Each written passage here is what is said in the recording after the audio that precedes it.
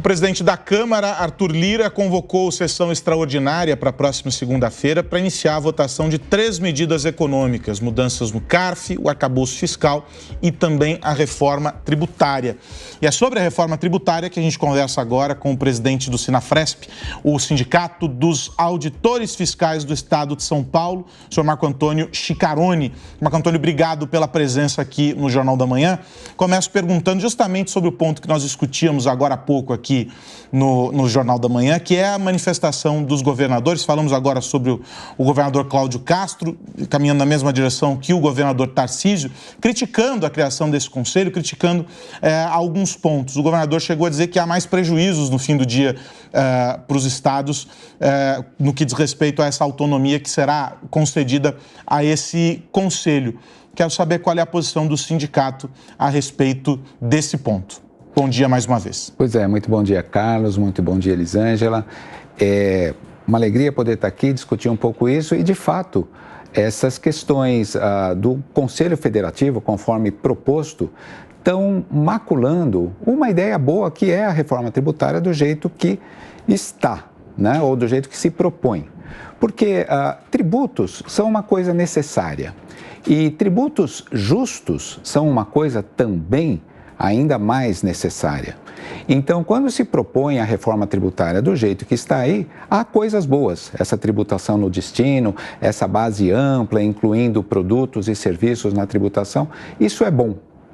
Mas, do jeito que está a proposta, os estados, que são os grandes usuários dos impostos, porque são os estados que, a partir dos impostos, pagam a segurança, a saúde pública, a infraestrutura, os transportes, a educação. Então, os estados perdem e os municípios também perdem a sua autonomia, porque o Conselho, do jeito que está proposto, puxa para a federação e para muito antes da implementação do novo imposto, que é o IBS, puxa as decisões todas para o nível federal, praticamente sem participação dos estados, e isso os governadores, inclusive o governador Tarcísio, têm observado com muita razão, e o Sinafresp concorda com essa crítica. E, Marco, o Brasil vive aí sucessivas tentativas de mudança na reforma e tem um ponto, né, um consenso, que na verdade é simplificar tudo isso. Esse é o grande problema? Olha, o simplificar é a grande solução, porque quando a gente concentra os impostos do jeito que existem em apenas 3 impostos, conforme está proposto: um imposto seletivo, um imposto sobre bens e serviços, um IBS, e uma contribuição sobre bens e serviços, que é o CBS, essa simplificação traz valor. Agora, quando essa simplificação no Pacto Federativo vigente que temos se implementa a partir de um conselho único centralizado, a simplificação perde todo o potencial de suporte, realmente, às operações de estados. Koba, sua pergunta? Presidente, muito bom dia, um prazer falar com o senhor. Nessa ideia de simplificação, muito se fala em unificação dos impostos, como é aí a maior parte da discussão, né? E nisso, a gente tem visto algumas ideias de unificar impostos que hoje são de entes diferentes da federação.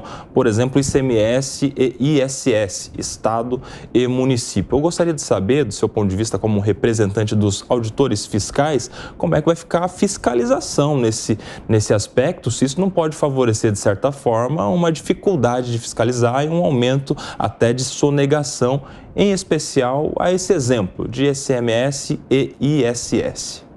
Então, Koba, muito bom dia.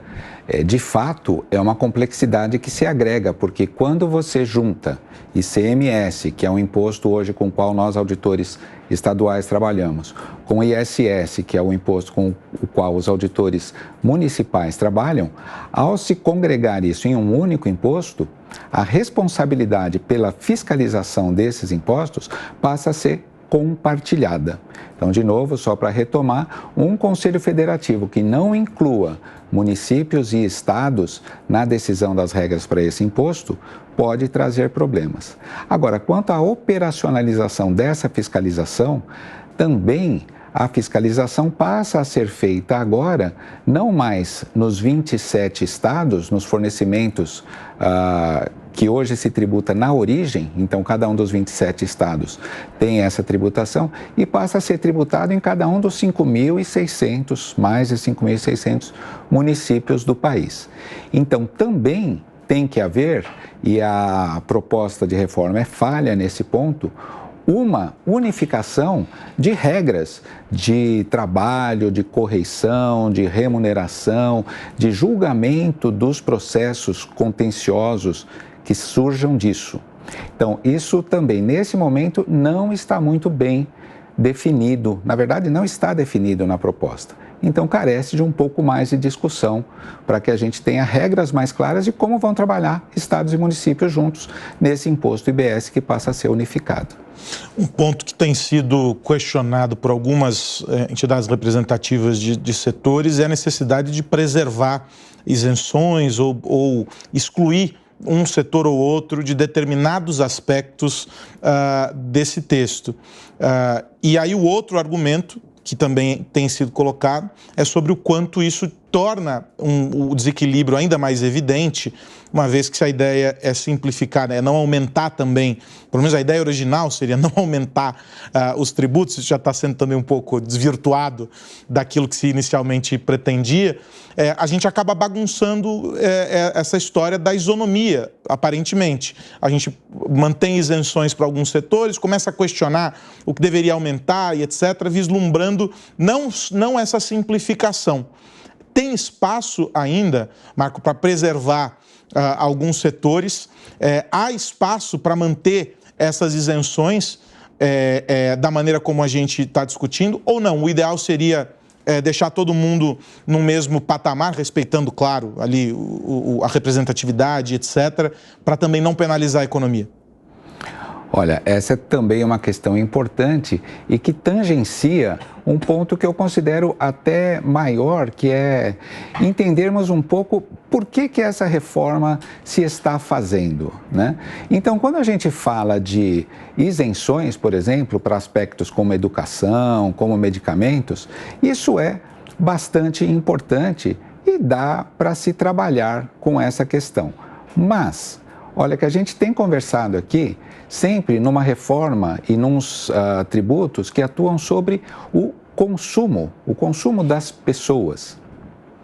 Então, esses impostos sobre o consumo são necessariamente cruéis. Porque, por exemplo, as camadas de mais baixa renda da população gastam toda a sua renda no consumo de alimentos, no consumo de vestimenta, no consumo de transporte, por exemplo.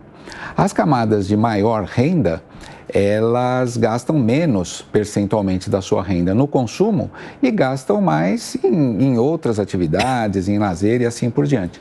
Então, quando a gente tributa, e estamos trabalhando aqui na reforma tributária, apenas com os itens de consumo, a gente está correndo o risco de deixar de lado, embora isso esteja sendo discutido e está proposto lá nos últimos artigos dessa proposta de uma tributação, do envio de uma proposta de tributação do imposto de renda, em 180 dias da validade desta emenda constitucional. A discussão sobre a tributação de renda e patrimônio é uma coisa que está sendo adiada e isso, na nossa interpretação, é bastante temerário, porque é dessa tributação de renda e patrimônio que se pode obter mais ainda justiça fiscal. Porque o Estado, que depende dos recursos, dos tributos, para realizar suas atividades, terá esses recursos oriundos de quem pode pagar mais. Então, quem pode paga mais, quem pode menos, paga menos. Tá certo. Recebemos aqui no Jornal da Manhã o presidente do Sindicato dos Auditores Fiscais do Estado de São Paulo, o senhor Marco Antônio Schicaroni. Marco, obrigado pela presença, pelos esclarecimentos. A gente com certeza volta a falar nos próximos dias sobre esse tema. Um abraço. Um abraço, fico à disposição. Muito obrigado.